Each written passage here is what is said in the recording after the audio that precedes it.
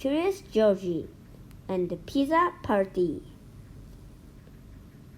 Georgie was a good little monkey and always very curious. Today, he wasn't just curious.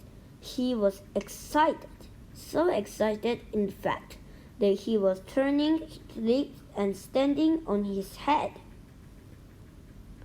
A little girl in Georgie's building had invited him to be her pizza party.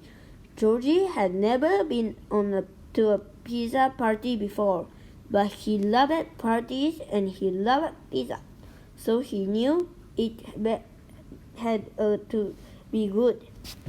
Georgie, it's time for the pizza party, said the man with the yellow hat. Have fun and remember to be on your best behavior. Georgie got to the party in perfect time. Hi, Georgie, called out the little girl. But, oh, what was all of this?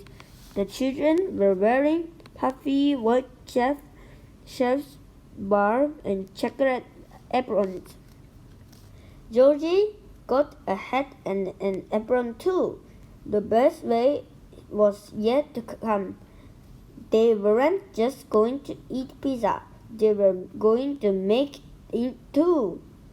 Everyone will get a piece of pizza dough to roll out and make a special pizza, exclaimed the girl's mother.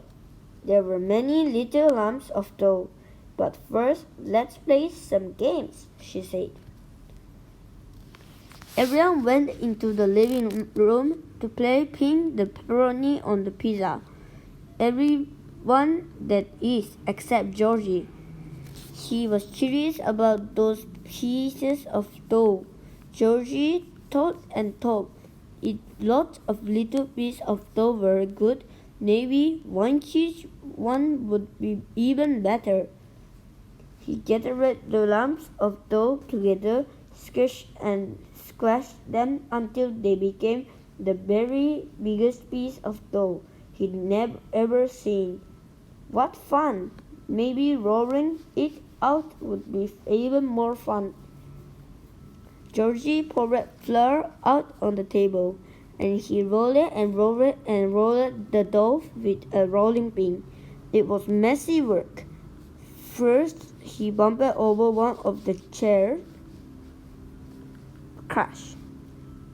Then he knocked over the same sack of flour.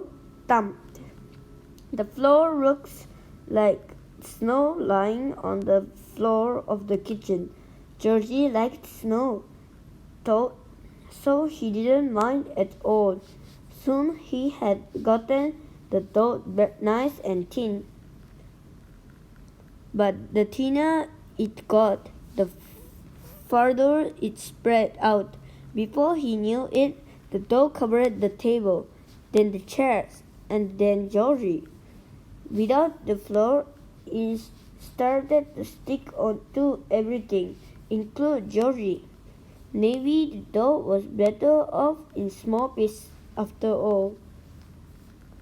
Georgie got a pair of scissors and began cutting up the dough into lots of different shapes. He thought everyone would be pleased. Georgie, what have you done to the kitchen? The little girl's mother didn't look very happy. I think it's time for you to go home now. How surprised and sad Georgie was. Just then, the children burst into the kitchen and saw the mess that Georgie had made. Georgie, what happened? Asked one boy.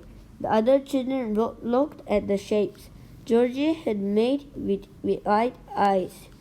Wow, Georgie, I've never seen pizza dough like that before, said the little girl, smiling. Well, said her mother, if you can clean up this mess quickly, Georgie, I suppose you can still stay to make pizza. The children all helped Georgie clean the kitchen. He was lucky to have so many good friends. As they worked, they talked about the pizzas? I'm going to make a pizza that looks like a star, said one little boy. And I'm going to make one that looks like a house, said the girl. Once the kitchen was clean, the real fun began. All of children picked out perfect pieces of dough and got to work. They spooned it on tomato sauce and sprinkled it on cheese. They added lots of vegetables and pepperoni.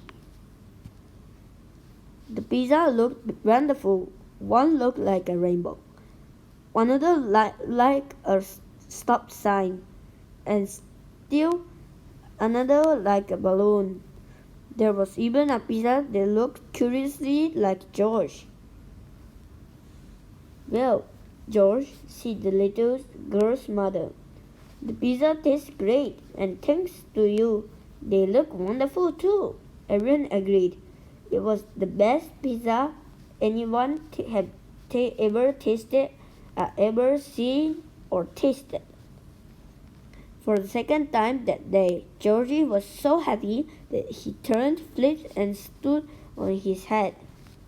Of course, it was a little harder to turn flips with a much pizza in his belly, but Georgie didn't mind. It had been a wonderful pizza party. The end.